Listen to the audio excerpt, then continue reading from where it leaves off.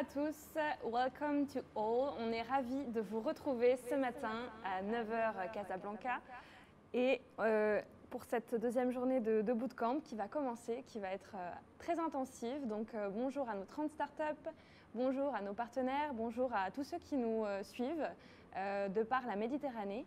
Et puis bonjour à nos experts, à nos mentors qui vont vous accompagner pour ces 3 jours de bootcamp.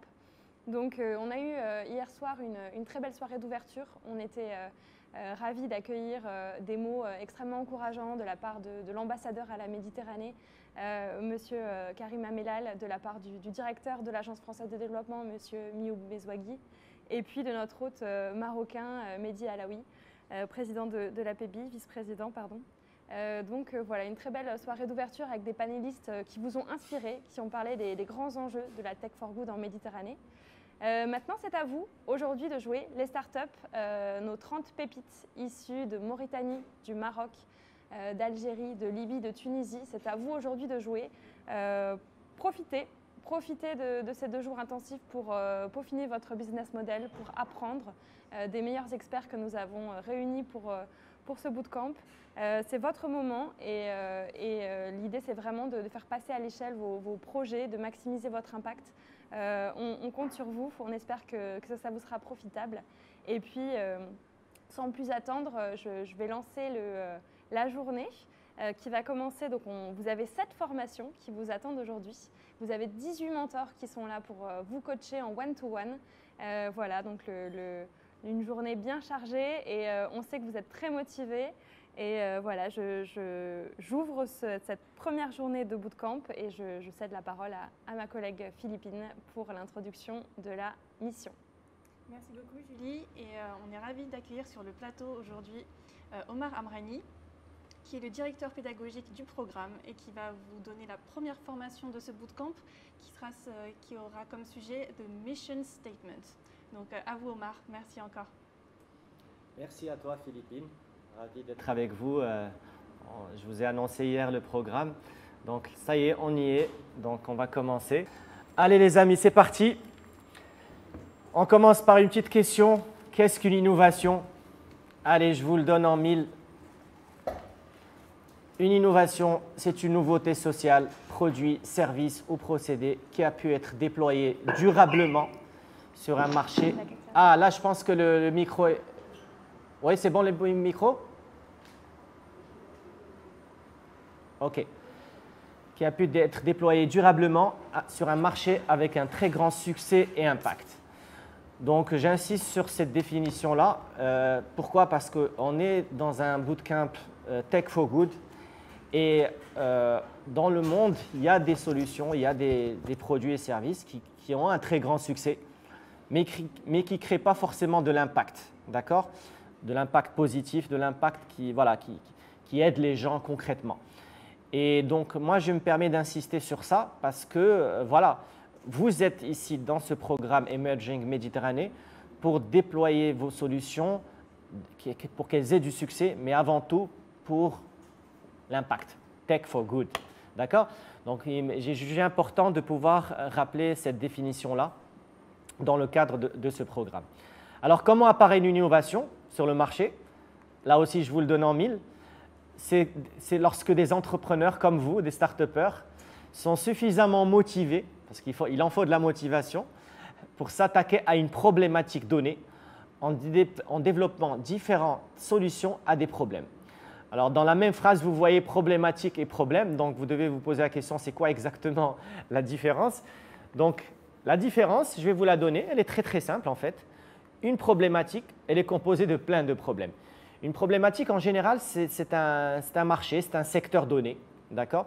Donc, je vais donner quelques exemples pour que vous puissiez vraiment bien faire la différence entre problématique et problème, parce que vous allez en avoir besoin dans la formation juste après, lorsque vous allez introduire le problème et la problématique aussi de votre pitch. D'accord? Donc, je vous le rappelle, hein, chaque formation, elle vous est donnée pour pouvoir réussir vos livrables, pour pouvoir travailler sur vos livrables du pitch deck. D'accord? Le pitch deck qui est l'élément constitutif du pitch final lorsque vous allez faire le pitch à la fin du bootcamp. Alors, donc, je vous donne un exemple. Une problématique peut être le transport. On a dit que dans la problématique, il y avait plein de problèmes. Alors, évidemment, le transport, il y a plein de problèmes également, donc on va les découvrir ensemble. C'est quoi ces problèmes? Les problèmes qu'il y a par rapport au transport, c'est que le coût, ça peut coûter cher, ça peut prendre du temps, ça peut polluer, ça peut être compliqué de trouver du transport, etc. Donc voilà un exemple entre une problématique, donc un secteur donné, un marché donné, et les problèmes, il peut y en avoir plein. D'accord? Et donc, quand une start-up s'attaque à une problématique et qu'elle ne va pas essayer de résoudre forcément tous les problèmes du premier coup avec sa solution. Donc, elle commence avec une solution pour s'attaquer à cette problématique, mais elle va peut-être attaquer juste deux problèmes, le coût et le temps, par exemple. Donc là, je vais vous donner des exemples d'innovation, justement, qui ont fait comme ça, qui ont commencé par attaquer un ou deux problèmes par rapport à une problématique. Donc, dans le transport. Alors, par exemple, un exemple d'innovation produit, c'est la voiture Tesla. Donc, la voiture Tesla, elle attaque la problématique du transport, mais avec le problème de la pollution. D'accord? Bon, là, pardon. J'allais éternuer. Donc, une autre innovation, cette fois-ci de service, c'est Uber. Le problème qu'elle a résolu, c'est la disponibilité. Les gens ne trouvaient pas forcément le taxi rapidement au bon moment. Donc voilà, une autre innovation justement qui sort d'Uber, c'est de pouvoir mettre en relation, donc c'est une innovation de business model, une innovation de process. L'idée, c'était de connecter des gens qui avaient des voitures avec des gens qui cherchaient à se déplacer. Donc voilà, je vais pas donner d'autres exemples. Le voyage, autre exemple de problématique.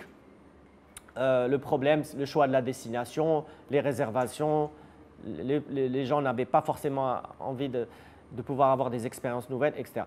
Donc, un autre exemple d'innovation, c'est TripAdvisor, Booking, etc. Donc, je pense que vous avez bien compris. Donc, chaque start-up d'entre vous attaque une problématique bien donnée, que ce soit l'éducation, le transport, le voyage, peu importe. Mais en tout cas, elle s'attaque à ça. Et ensuite, à travers sa solution, elle essaie de commencer à résoudre des problèmes qui sont dans cette problématique-là. D'accord?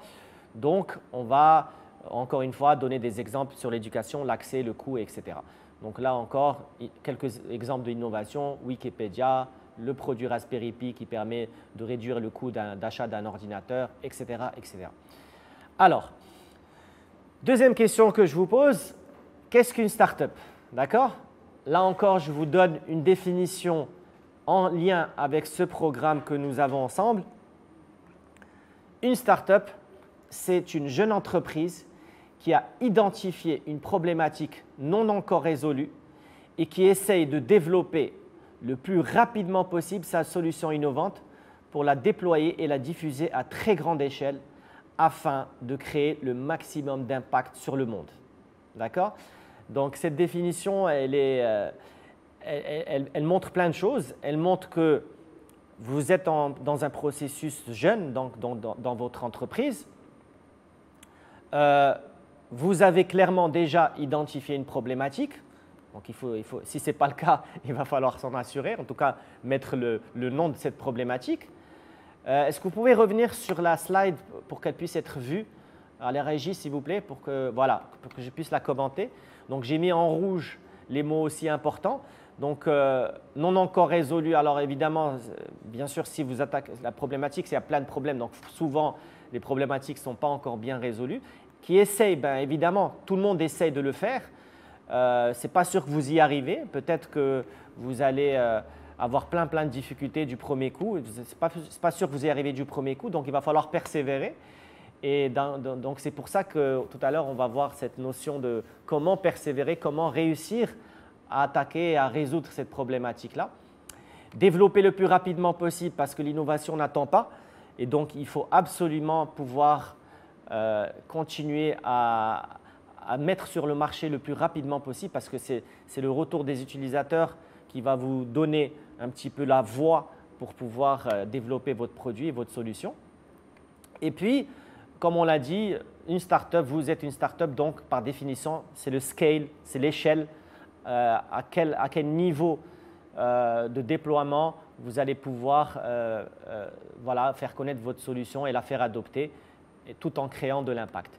Donc voilà cette définition-là. Est-ce que vous êtes d'accord? Est-ce que ça vous parle? Est-ce que vous vous sentez vraiment une start-up quand vous voyez cette définition-là?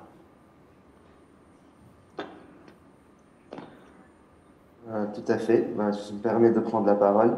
Bien sûr. Je pense que tout à fait, en fait, une start-up, c'est déjà, il doit répondre à une problématique qui existe et en trouvant bien sûr une solution innovante. Aujourd'hui, je pense que dans l'avenir, c'est le Tech for Good, c'est l'innovation sociale qui doit prendre la place et tous les entrepreneurs doivent, à mon avis, penser en premier lieu à l'impact social derrière de son entreprise, parce qu'aujourd'hui, on ne veut pas juste gagner de l'argent pour gagner de l'argent, mais pour avoir de l'impact. Bravo, c'est un excellent complément à ma définition et je te remercie de ce complément, de cette définition voilà, aux petits oignons pour le programme Emerging Méditerranée et dans l'ensemble, effectivement, même au-delà de ce programme, c'est effectivement la raison d'une start-up en fait. Alors justement, ça me permet d'avoir une bonne transition, donc je vais continuer, si vous pouvez remettre les slides. Donc finalement, tu viens de le dire, hein, donc que se passe-t-il quand une start-up crée une innovation? Eh bien, elle crée de l'impact, d'accord? Et donc, l'objectif commun que devraient avoir toutes les start-up, c'est changer le monde, d'accord? Et changer le monde de manière positive, évidemment, en résolvant des problématiques très importantes. Donc, qu'est-ce qu'elles ont aujourd'hui, ces startups qui changent le monde? Qu'est-ce qu'elles ont en commun? D'accord? Je vous le donne en mille, puisque c'est l'objectif de cette formation. Eh bien, c'est qu'elles ont défini leur mission statement. D'accord? Et c'est le nom de cette formation aujourd'hui avec laquelle j'ouvre ce programme Bootcamp, c'est le mission statement. Alors, le mission statement, c'est quelque chose qui revient souvent, que je n'arrête pas de marteler à toutes les startups qu'on accompagne, quel que soit le programme. C'est quoi le mission statement? C'est très simple. C'est 3 choses. La mission, la vision et les valeurs. D'accord? Alors, on va voir concrètement qu'est-ce que ça veut dire. C'est quoi la mission d'une entreprise? La mission d'une entreprise, c'est tout simple. C'est la déclaration officielle de la raison d'être d'une entreprise par rapport à une problématique donnée. D'accord? Donc, tout à l'heure, j'ai insisté, j'ai parlé de la problématique. Si vous êtes une start-up dans l'éducation, votre raison d'être, c'est créer un impact dans le domaine de l'éducation. Ça, c'est bien sûr de manière générique, mais à vous d'écrire de manière un peu plus détaillée pourquoi aujourd'hui vous rentrez dans un parcours du combattant, vous vous battez contre beaucoup de problèmes, contre beaucoup de gens aussi, peut-être qui vous mettent des bâtons dans les roues, ça prend du temps, etc. Pourquoi vous faites tout ça en fait? Avant même de parler de solutions.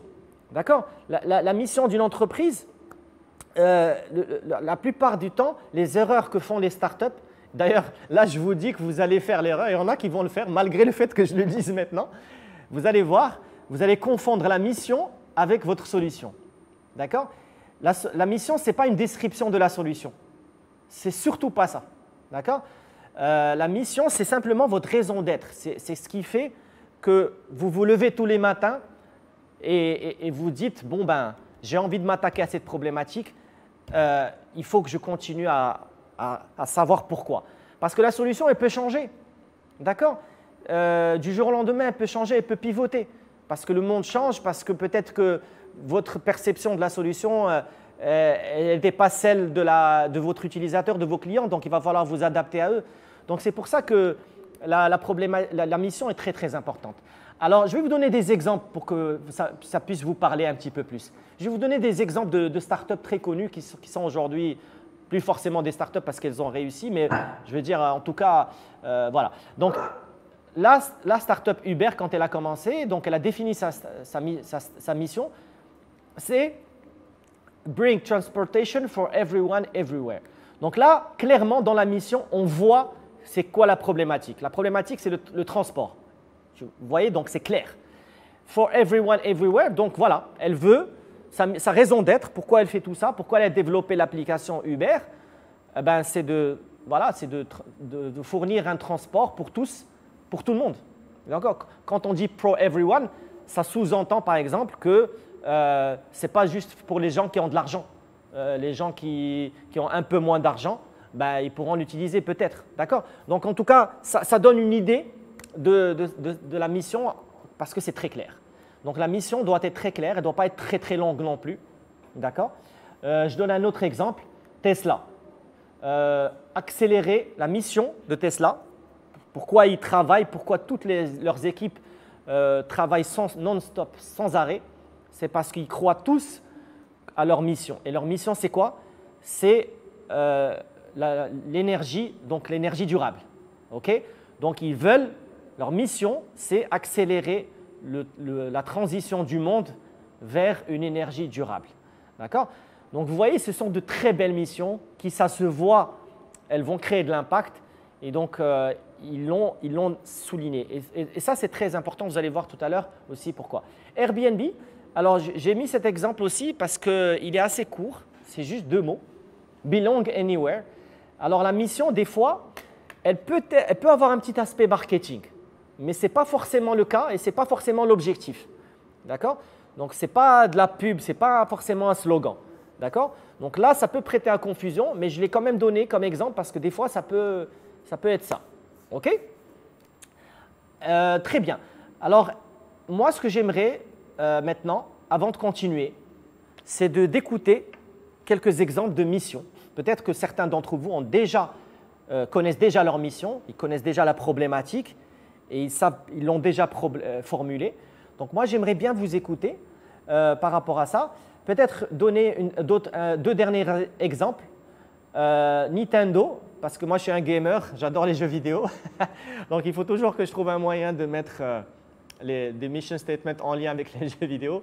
Donc Nintendo, c'est l'une des plus grandes entreprises qui innovent dans le monde, dans le domaine du jeu vidéo. Et leur mission, elle est quand même super sympa, c'est offrir voilà, des sourires, enfin mettre des sourires sur le visage des gens avec qui elle est en interaction.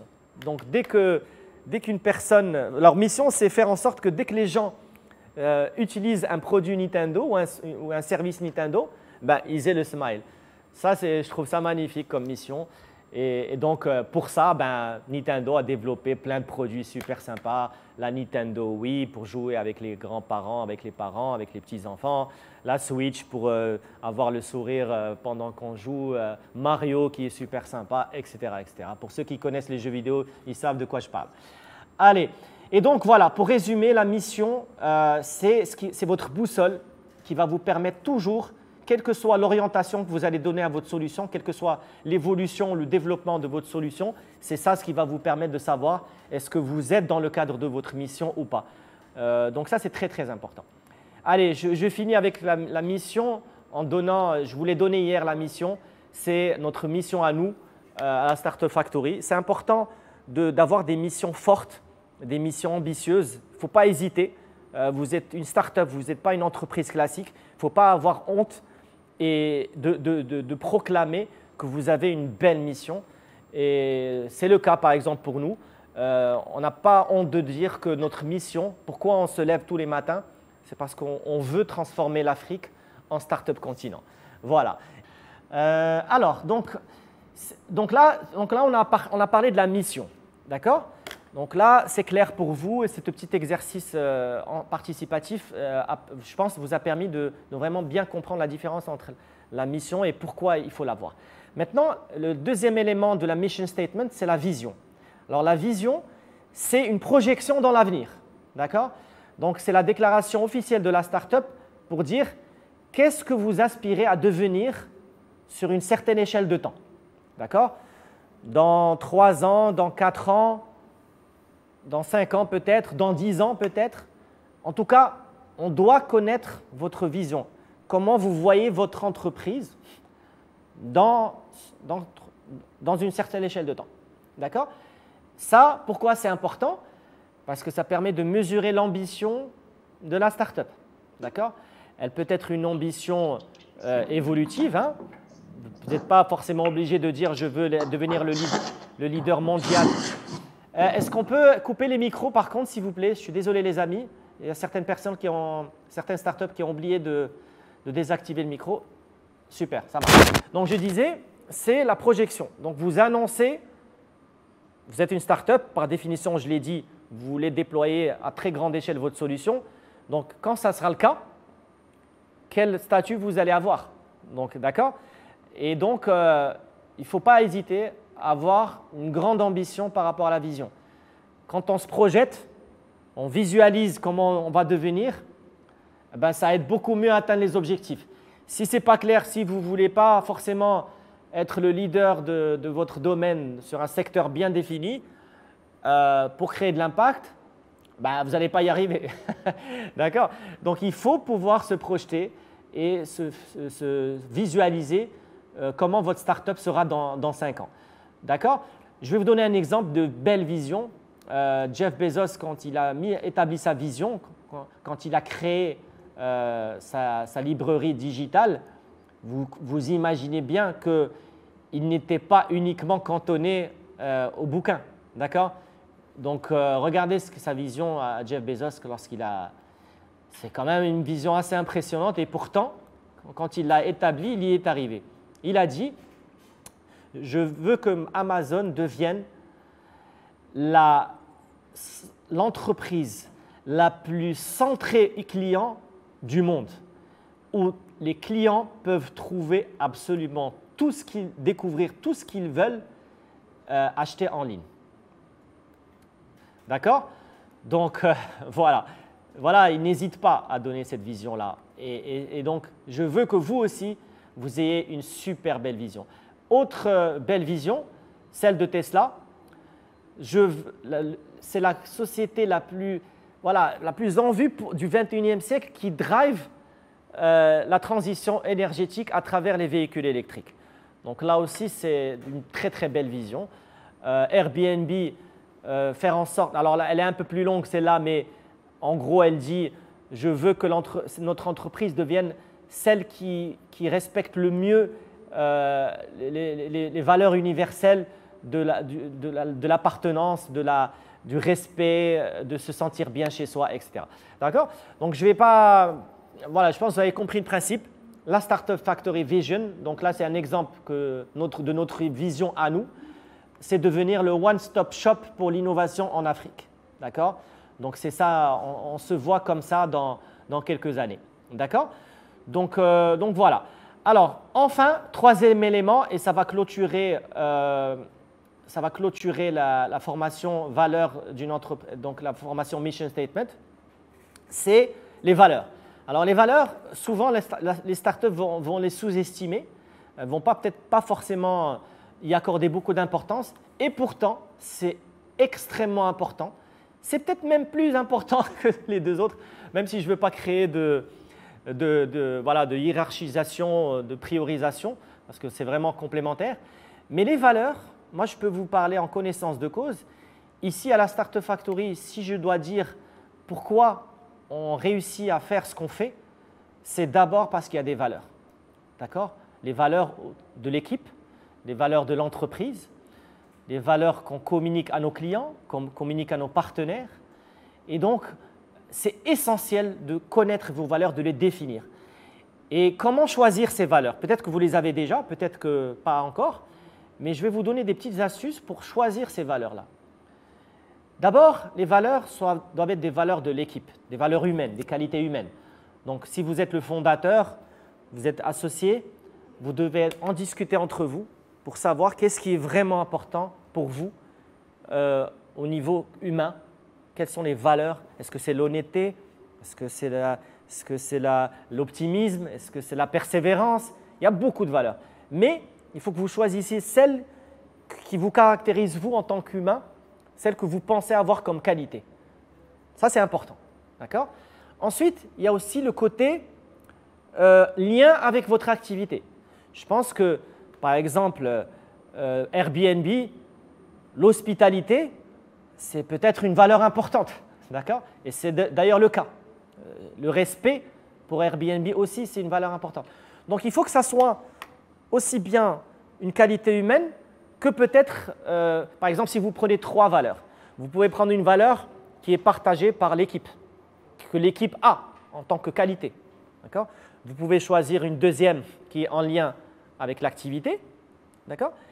Et la troisième, peut-être, une valeur qui est que vous pouvez, dans tous les cas, je vais dire 2 ou 3, peu importe, mais dans tous les cas, il faut que vous puissiez garantir que ces valeurs vont pouvoir être communiquées, vécues et vécues surtout. Ça ne sert à rien d'afficher sur un site web ou sur une communication produit vos valeurs si derrière elles ne sont pas effectivement vécues, si on ne peut pas les sentir. D'accord? Donc, je vais m'exprimer, je vais donner un exemple de la Startup Factory pour que vous puissiez comprendre à quel point c'est important. Donc, les valeurs, c'est ce qui permet de donner du sens à l'équipe qui travaille, au travail que vous réalisez lorsque vous êtes en interaction entre vous ou lorsque vous êtes en interaction avec le client. Donc, moi, quand je communique avec mes clients, avec mes partenaires, je parle toujours de mes valeurs, des valeurs de la Startup Factory, parce que ça permet déjà d'établir une forte connexion avec le client, qui soit en B2C ou B2B d'ailleurs. Hein. C'est ce qu'on appelle l'expérience client, l'expérience utilisateur. Lorsque vous consommez un produit, on doit ressentir les valeurs de l'entreprise et de votre startup. D'accord? Et donc voilà, c'est ce que je disais tout à l'heure, ça permet aussi de vraiment faire travailler votre équipe. Nous, on a une équipe à la Startup Factory hyper motivée, tout le temps, qui est à la pêche. Hein? N'est-ce pas, Philippine? Tu as dû le sentir. Donc, Philippine qui entre-temps m'a rejoint et qui me met la pression parce que bientôt, il va falloir que j'enchaîne sur la deuxième formation. Donc, je vais conclure. Donc, voilà, pour conclure, je vais donner des exemples de valeurs. Uber, ce sont des valeurs persévérance, résilience, diversité. Donc là, c'est peut-être des valeurs par rapport au chauffeur Uber, par rapport à l'équipe qui gère Uber. Donc, ce n'est pas forcément en lien avec l'activité, donc on le voit. Donc, ce n'est pas obligé que ce soit le cas. D'accord? Tesla, là aussi, respect, continuous learning, excellence. Donc, Elon Musk est connu pour être quelqu'un de très, très exigeant. Donc, pour lui, la valeur excellence est très, très importante. La valeur apprentissage continu aussi. Avant de lancer SpaceX, Elon Musk ne connaissait rien à l'astronomie, à l'aéronautique, etc. Donc, il est venu, c'est parce qu'il apprend tout le temps qu'il a réussi à travers cette valeur à faire ce qu'il fait aujourd'hui. D'accord? Allez, un autre exemple, Airbnb, je l'ai dit tout à l'heure, l'hospitalité, ça c'est une valeur liée à l'activité, mais aussi la curiosité, parce que les gens qui voyagent sont curieux. Donc, c'est pour ça que pour eux, c'est une valeur importante. La créativité, peut-être, c'est une valeur qui est liée aux personnes. Alors, si vous voulez si vous n'êtes pas encore inspiré ou vous n'avez pas encore défini votre mission statement, je vous invite à aller voir ce site web qui recense un petit peu toutes les mission statements de toutes les grandes startups, toutes les grandes entreprises. Je trouve que c'est vraiment passionnant d'aller faire un petit tour sur ce site web parce que c'est vraiment inspirant et ça peut être… Voilà. Donc voilà, j'ai terminé cette première formation. Donc là, je termine avec vous. Quel est votre mission statement? Donc vous avez bien compris, cette première slide, vous devez écrire votre mission, donc votre raison d'être, comme vous avez fait tout à l'heure, votre vision, qu'est-ce que vous espérez devenir et les valeurs de votre entreprise. C'est extrêmement important. N'oubliez pas les valeurs, définissez-la, prenez le temps, échangez avec vos coachs tout à l'heure lorsque vous allez en parler. C'est vraiment essentiel. D'accord? Et voilà, du coup, Philippine. Merci beaucoup Omar pour cette première formation qui donne le ton du bootcamp. On a senti l'énergie des startups. Merci d'avoir participé, d'avoir pris la parole, d'avoir participé sur le chat aussi. Et merci Omar pour ton dynamisme et l'énergie que tu as impulsé à cette première journée. Je vais te rendre la parole puisque tu vas enchaîner avec la deuxième formation de la journée qui va interroger le storytelling. Donc, vous allez voir comment raconter votre solution, exposer la problématique que vous attaquez et tout ça. Voilà, Omar va vous donner les clés pour réussir un storytelling très percutant.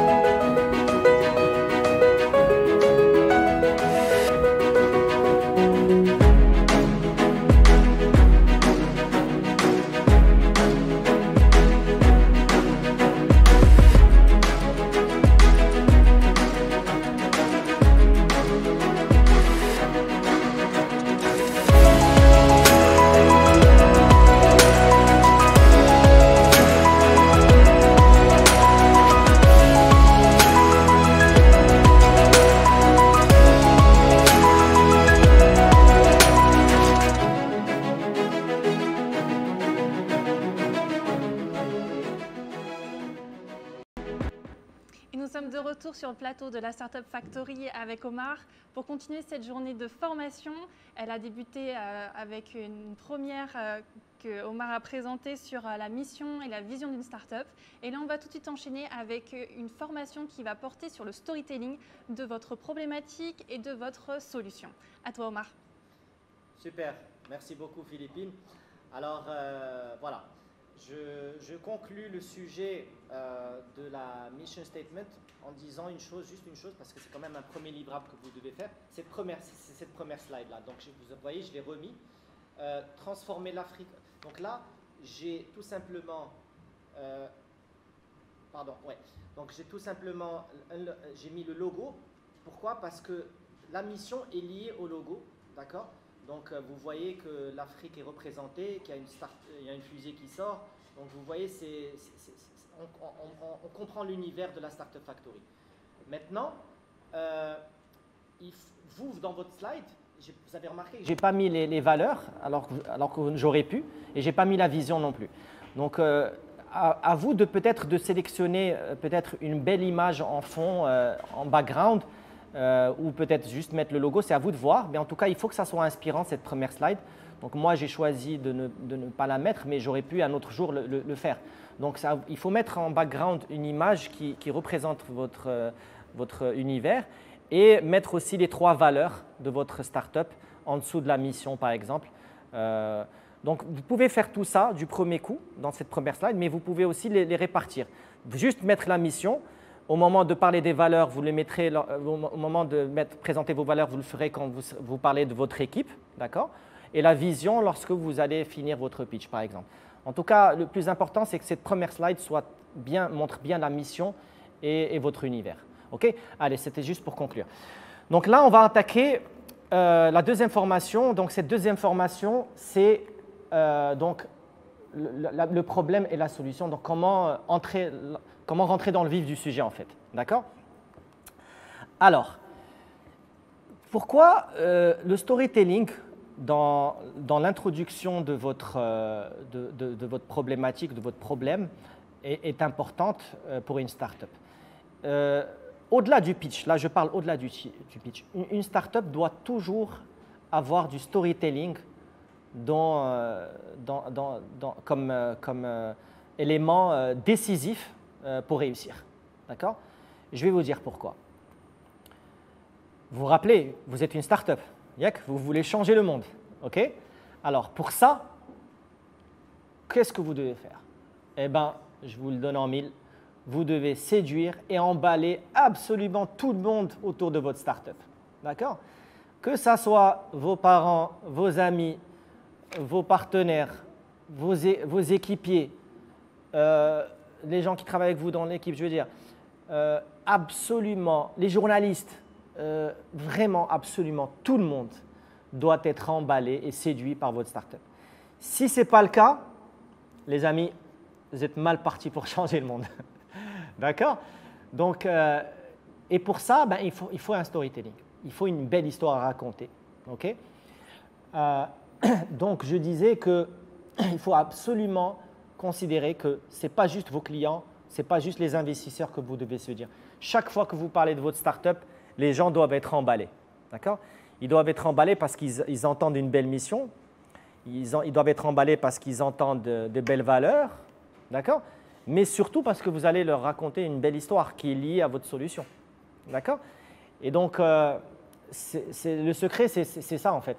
C'est pour réussir dans votre startup, à part bien sûr les éléments techniques, le business model, la solution, est-ce qu'elle est bien facile à utiliser, bref, ça c'est autre chose. Mais d'un point de vue communication, marketing, vous le savez à quel point c'est important la communication et le marketing. Il faut avoir du storytelling pour pouvoir le faire. Alors, comment réussir à fédérer tout le monde autour de sa startup? Le secret, c'est générer de l'émotion.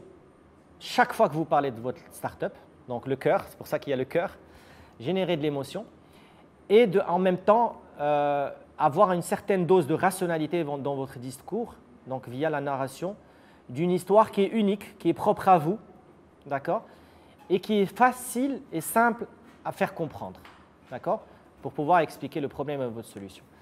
Donc, les gens, quand vous dites bon, ben, qu'est-ce que tu fais, toi, dans cette startup, c'est quoi le truc?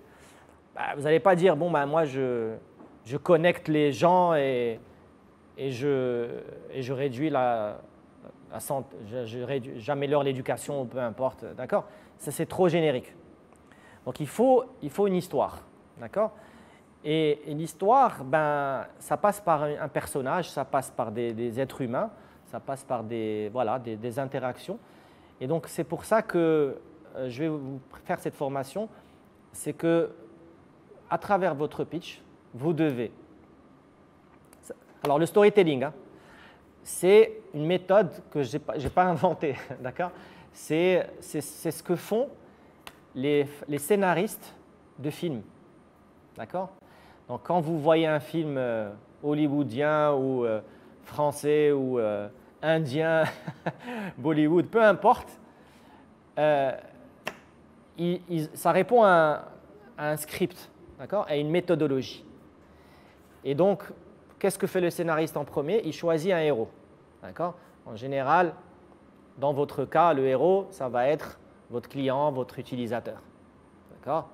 Ça peut être quelqu'un d'externe, ça peut être vous aussi. Peut-être que vous avez créé une solution parce que vous aussi, vous avez vécu une histoire incroyable, unique, et que vous cherchez à raconter. D'accord? Ou alors, ça peut être un utilisateur que vous connaissez bien et avec qui vous avez beaucoup échangé et avec qui… voilà. Donc, première des choses, choisir votre héros, d'accord? Dans ce storytelling. Deuxième objectif, deuxième chose à faire, c'est ce héros, c'est quoi sa quête, d'accord? C'est quoi son objectif? Donc là, si vous connaissez un petit peu le langage startup, c'est ce qu'on appelle le user journey avec les pain points. Avant d'utiliser votre solution, comment aujourd'hui, quand il cherche à accomplir sa quête ou son objectif, il subit plein de frustrations, plein de problèmes, d'accord? Et donc là, vous le racontez. Donc, je sais que tout ça, ça peut sembler théorique, mais ne vous inquiétez pas. Là, je vous explique juste la démarche par laquelle passe le scénariste. Mais après, je vais vous donner des exemples pour que vous puissiez comprendre ce que je veux dire par là. Okay? Et donc, après, ben, vous devez raconter justement ce héros qui galérait avant de faire votre rencontre. Ben, le moment où il commence à découvrir votre solution et il commence à l'utiliser, qu'est-ce que ça lui apporte justement par rapport à réussir sa quête. Et donc, voilà, l'idée du avant-après, ça marche très bien dans le storytelling. C'est, voilà, avec notre solution, ben, voilà ce que cet utilisateur, comment il était et comment il est devenu. D'accord? Donc, ça, c'est vraiment le script qu'utilisent les scénaristes lorsque vous voyez un film. C'est toujours comme ça que ça se passe en général. Et c'est pour ça que les films nous touchent, parce qu'ils touchent notre cœur, parce qu'ils génèrent chez nous des émotions. Et donc, vous devez vous transformer en scénariste de film, vous devez vous transformer en storyteller, en raconteur d'histoires uniques, de vos histoires à vous, de votre propre histoire. D'accord? Alors, c'est bien beau tout ça, vous allez me dire, mais comment faire ça de manière concrète lorsque je serai devant les gens en train de vouloir pitcher? Comment je vais faire? D'accord? Donc là, je vais vous donner un exemple en deux parties. Donc, je vais faire un pitch classique, comment introduire le problème et la solution de manière classique, et avec le storytelling. D'accord? Donc, voilà. Alors, je vais commencer. Et à vous de juger après, vous allez me dire qu'est-ce que vous avez préféré. D'accord? C'est peut-être possible, vous allez me dire le classique pitch a mieux fonctionné et il était très bien. Mais la question aussi que vous devez vous dire, c'est est-ce que j'ai pu générer de l'émotion chez vous? Est-ce que vous avez pu être touché par mon pitch, par l'histoire que je vais vous raconter? D'accord? Donc le problème de la solution, ça peut générer de l'émotion quand je le fais de manière classique, mais ce n'est pas sûr. Donc à vous de juger qu'est-ce qui est mieux. Et peut-être que à la fin de cette formation, vous allez dire non, finalement, le storytelling, je ne le sens pas encore, donc je vais prendre la sécurité, je vais aller sur du classique. Voilà ce que c'est que le problème, voilà ce que c'est que la solution, c'est très simple, c'est très clair.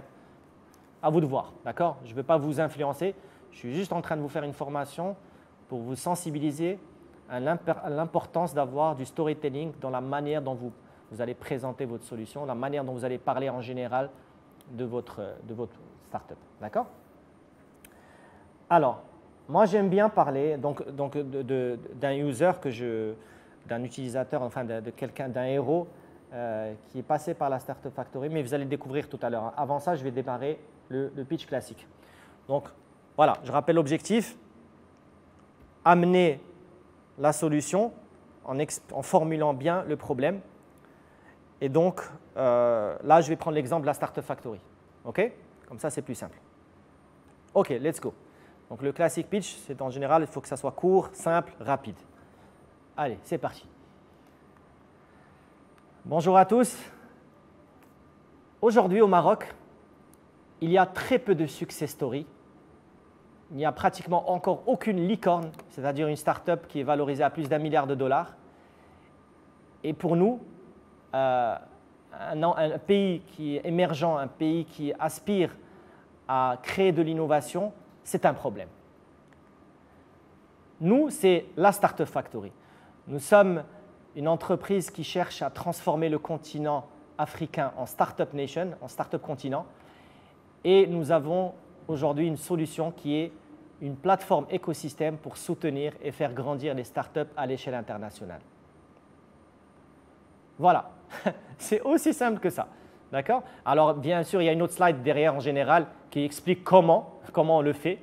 Et donc là, en général, la slide prochaine, c'est vous expliquer comment votre produit fonctionne ou votre solution fonctionne.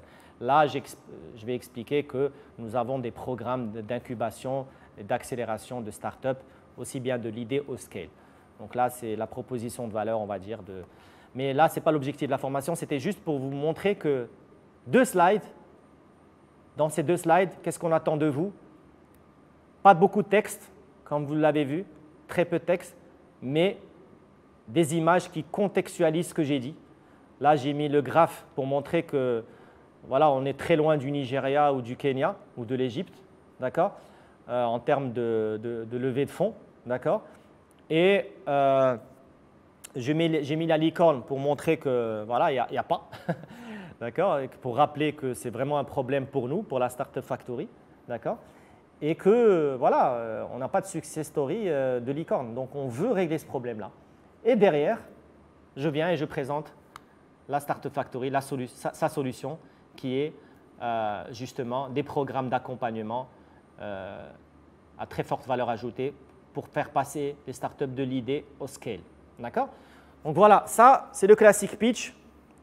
Ça fait le job, on comprend ce qu'on fait très rapidement, avec des images, avec un discours très, très simplifié. Passons maintenant au storytelling. D'accord? Vous allez voir, c'est complètement différent comme approche, mais peut-être que ça va vous intéresser, cette manière dont je vais pitcher la Startup Factory. Allez, c'est parti, on commence. Bonjour à tous, je me présente Omar Amrani. Laissez-moi, je suis là pour vous raconter l'histoire de Hamza. Hamza est un entrepreneur originaire d'une petite ville de campagne marocaine. C'est quelqu'un de très ambitieux et persévérant. 2 qualités essentielles chez les entrepreneurs, nous le savons tous. C'est aussi quelqu'un pour qui la famille est très très importante. Le sens de la famille et de l'entraide sont des valeurs absolument capitales pour lui. Et c'est pour ça que c'est à cause de ces valeurs, c'est grâce à ces valeurs, c'est parce que Hamza voulait aider sa famille qu'il a entrepris de reprendre les études parce que justement, là j'ai mis une image pour dire que pour aider sa famille, il a été entrepreneur sur un marché justement qu'on appelle au Maroc le bal, donc vraiment le marché de la friperie. Et malgré qu'il était en train de faire de très bonnes études, il a dû abandonner ses études pour pouvoir subvenir aux besoins de sa famille.